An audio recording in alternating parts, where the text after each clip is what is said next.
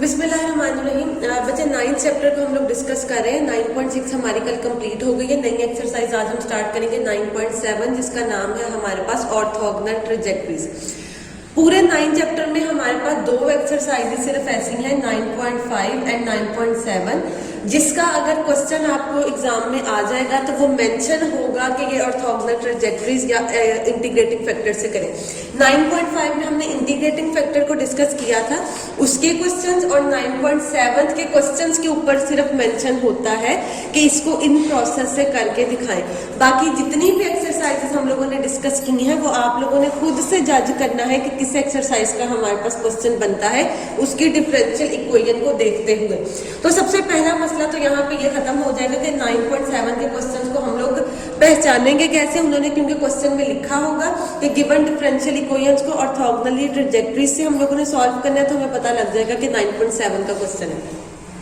सबसे पहले मेथड को डिस्कस कर लेते हैं हमारे पास क्या होगा। 9.7 में जो भी हमें क्वेश्चंस दिए जाएंगे वो हमारे पास इक्वेशंस की फॉर्म में होंगे, उसमें डेरिवेटिव की इन्वॉल्वमेंट नहीं होगी। अभी तक हमने जितनी एक्सरसाइजेस डिस्कस की हैं 9.6 तक उसमें सारी की सारी इक्वेशंस हमारे पास डिफरेंशियल इक्वेशंस थी, हमारे पास डेरिवेटिव की इन्वॉल्वमेंट मौजूद थी। लेकिन 9.7 में हमें जो इक्वेशन दी जाएगी वो सिंपल इक्वेशन होगी, उसमें डेरिवेटिव हमारे पास नहीं आया करेगा। तो पहला स्टेप क्या हुआ करेगा, हमने उस इक्वेशन को डेरिवेटिव लिया करेंगे बोथ साइड पे।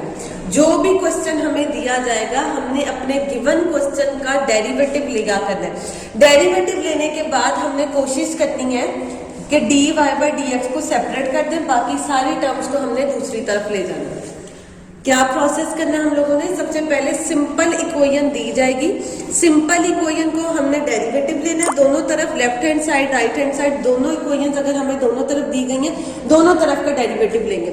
डेरिवेटिव लेने के बाद हमारा नेक्स्ट स्टेप क्या हुआ करेगा कि हमने कोशिश करनी है कि dy बाय dx को सेपरेट कर दें और बाकी जितनी भी टर्म्स हमारे पास बचेगी हमने उनको दूसरी तरफ लिख देना।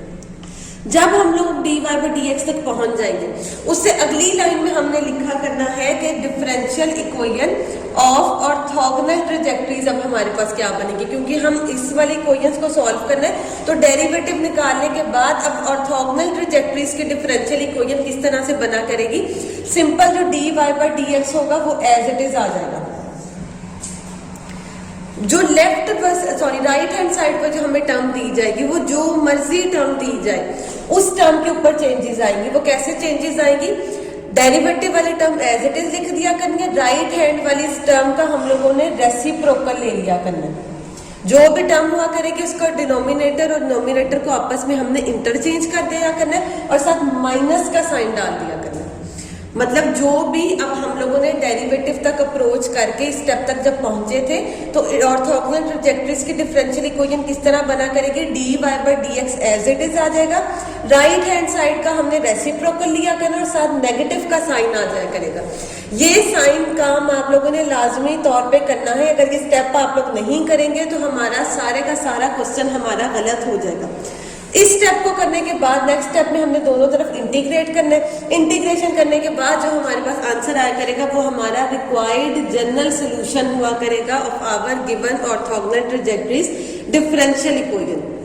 दोबारा से सिर्फ स्टेप सुन लीजिएगा फिर क्वेश्चन करते हैं उससे आपको क्लियर हो जाएगा। सबसे पहले हमें सिंपल इक्वेशन दी जाएगी, सिंपल इक्वेशन को दोनों तरफ से हम लोगों ने डेरिवेटिव लेना है। डेरिवेटिव लेने के बाद हमने क्या कोशिश करनी है कि dy बाय dx हमारे पास सेपरेट हो जाए, बाकी सारी टर्म्स को उठा के हमने राइट हैंड साइड पे ले जाना है। उसके बाद ऑर्थोगोनल ट्रेजेक्टरीज हमारी किस तरह से बना करेंगे, dy by dx as it is लिख देना है, राइट हैंड साइड का रेसिप्रोकल लिया करना है विद नेगेटिव साइन। ये इक्वेशन लिखने के बाद नेक्स्ट स्टेप में हमने सिंपल इंटीग्रेट करना और इंटीग्रेशन करने के बाद जो हमारा आंसर आएगा वो हमारा रिक्वायर्ड जनरल सोल्यूशन हुआ करेगा। देखिए मुझे क्वेश्चन नंबर 1, क्वेश्चन में गिवन है हमारे पास कि ऑर्थोगोनल ट्रेजेक्टरीज के फॉर्मूलेशन हमने करनी है। हमने कहा था हमें सिंपल इक्वेशन दी जाती है, तो देखिए यहाँ पे डेरिवेटिव की इन्वॉल्वमेंट नहीं हो रही, हमें सिंपल इक्वेशन दे दी गई है जो कि हमारी रिक्वायरमेंट है। नेक्स्ट स्टेप हमने क्या करना है, दोनों तरफ इक्वेशन के डेरिवेटिव अप्लाई करना है। 2x का x स्क्वायर का derivative with respect to power rule हमारे पास क्या आ जाएगा, 2x minus as it is आ जाएगा। वाई स्क्वायर का डेरिवेटिव हमारे पास क्या आएगा, पावर रूट से 2y, और विदाउट पावर डेरिवेटिव हमारे पास क्या होता है dy बाई dx। c हमारे पास कांस्टेंट है, उसका डेरिवेटिव का आंसर हमारे पास 0 आ जाएगा। डेरिवेटिव लेने के बाद नेक्स्ट स्टेप हम लोगों ने क्या करना है dy बाई dx को इस एक तरफ लेके जाना है, बाकी सारी टर्म्स को उठा के दूसरी तरफ लेके जाना है। तो ये हमारे पास बन जाएगा 2x इस तरफ रहने देते हैं, ये माइनस वाली टर्म हमारे पास उस तरफ चल के क्या हो जाएगी पॉजिटिव हो जाएगी। दोनों तरफ से 2 हमारे पास कैंसिल हो जाएगा। हमने सिर्फ dy बाई dx के आंसर को निकाला है, तो dy by dx as it is रहेगा। y जो इधर मल्टीप्लाई हो रहा है उस तरफ चल के क्या हो जाएगा डिवाइड हो जाएगा। तो ये हम लोगों ने अप्रोच करके कि हमने डेरिवेटिव का आंसर एक तरफ कर लिया और बाकी सारी टर्म्स को उठा के हम लोग दूसरी साइड पे ले गए।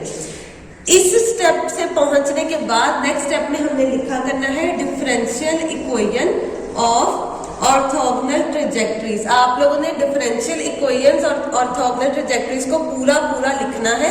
अगर किसी ने पूरा ना लिखा तो मैंने उसको वैसे ही क्वेश्चन गलत कर देना है। आप लोगों ने पूरा लिखना है, मुझे इजाजत है, मैं छोटा लिख सकती हूँ। आगे देखिए, डेरिवेटिव वाला सिंबल हम लोगों ने एज इट इज लिख देना, उसमें कोई चेंजेस नहीं लेके आनी, वो एज इट इज आ जाएगा। राइट हैंड साइड पे या इस तरफ लेफ्ट है, जो भी कोई है दूसरी तरफ हमारे पास टर्म बनेगी उसको इनवर्स या रेसिप्रोकल करके लिखना है। तो जो चीज नीचे होगी उसको ऊपर लिख दिया करना है, जो ऊपर होगी उसको नीचे लिख देना है। वो हमारे पास क्या आएगा y/x। और साथ हमने क्या कहा था माइनस का साइन आया करेगा। तो देखें डेरिवेटिव वाली टर्म एज इट इज लिख दी, x/y को हमने उल्टा करके लिख दिया, उसका रेसिप्रोकल लिखा और साथ नेगेटिव का साइन डाल दिया। इससे नेक्स्ट स्टेप में हम लोगों ने क्या काम किया करना है सिंपल इंटीग्रेट करना है। तो dy by dx is equal to minus y/x, इसको दोनों तरफ से इंटीग्रेट करेंगे। डेरिवेटिव और इंटीग्रेशन हमारे पास आपस में कैंसिल हो जाएंगे, तो वो सिर्फ y बचेगा। दूसरी तरफ जरा देखिए, अभी बच्चे इंटीग्रेशन अप्लाई नहीं आप लोगों ने करनी। यहां से अगर आप गौर करें, अगर हम डायरेक्ट इंटीग्रेशन अप्लाई कर देंगे, डेरिवेटिव और इंटीग्रेशन है तब कैंसिल होना था अगर यहाँ पे सिर्फ d/dx है, ये y की इन्वॉल्वमेंट ना आती, जैसे हमने लास्ट एक्सरसाइज में किया था, फिर वो कैंसिल हो सकता था। लेकिन यहाँ पे dy/dx आ रहा है। अब जब इसके ऊपर अगर हम डायरेक्ट इंटीग्रेशन अप्लाई करेंगे तो देखें विद रिस्पेक्ट टू x हमें करना है या विद रिस्पेक्ट टू y करना है, हमें इस चीज का पता नहीं चलेगा। तो इस मुश्किल से बचने के लिए हम किस स्टेप की तरफ जाएंगे जो हमने 9.2 में काम किया था। हम लोग कोशिश करें, यहाँ पे अगर गौर करें, हम y और x के फैक्टर्स को आसानी से सेपरेट कर सकते हैं। 9.2 हमने क्या डिस्कस की थी सेपरेबल मेथड, जिसमें हम x के फैक्टर्स को एक तरफ ले आते हैं, y के फैक्टर्स को आसानी से दूसरी तरफ ले जाते हैं। तो यहाँ पे गौर करें, हम लोग x और y के फैक्टर्स को आसानी से सेपरेट कर सकते हैं। तो y वाले फैक्टर्स को उठा के इस तरफ लेके आए, एक तरफ कर लिया, और x के फैक्टर्स को हमने दूसरी तरफ कर लिया। यहाँ पे क्योंकि क्वेश्चन में आसानी से सेपरेट हो रहे थे तो हमने 9.2 का तरीका लगाया। अगले क्वेश्चन में 9.3, 9.4, 9.6 कोई भी मेथड बन सकता है इस स्टेप के बाद, तो वो उसके टाइप के अकॉर्डिंगली हम लोग उसको सॉल्व करेंगे। लेकिन यहाँ पे 9.2 की टाइप बन रही थी तो हमने 9.2 के मेथड सेपरेबल से इसको सॉल्व किया। अब हमने जब अप्लाई कर दिया कि हमें पता है इंटीग्रेशन हम आसानी से कर सकते हैं, अब नेक्स्ट स्टेप में हम लोग इंटीग्रेशन अप्लाई करेंगे। 1/y की इंटीग्रेशन डिवीजन रूल है, नीचे वाले फंक्शन का डेरिवेटिव देखेंगे, ऊपर कंप्लीट है तो नीचे वाले फंक्शन का क्या आ जाता है ln। माइनस इंटीग्रेशन से बाहर आ जाएगा 1/x, दोबारा से डिवीजन रूल, नीचे वाले फंक्शन का डेरिवेटिव ऊपर कंप्लीट मौजूद है तो नीचे वाले फंक्शन का ln आ गया। साथ सम कांस्टेंट c लिख देंगे, आपका रिक्वायर्ड आंसर आएगा। सिंपल इक्वेशन थी, उसका डेरिवेटिव लिया, डेरिवेटिव को एक तरफ किया, बाकी टर्म्स उठा के दूसरी तरफ लेके आए हैं। ऑर्थोगोनल ट्रैजेक्टरीज कैसे बनेंगी, डेरिवेटिव वाली टर्म एज इट इज लिख दी। राइट हैंड साइड या लेफ्ट हैंड साइड पे जो भी टर्म दूसरी बना करेगी उसको रेसिप्रोकल की फॉर्म में माइनस के साथ लिखना है। नेक्स्ट स्टेप हम लोगों ने क्या करना है, हमने देखना है कि हम उसको इंटीग्रेट किस तरीके से कर सकते हैं।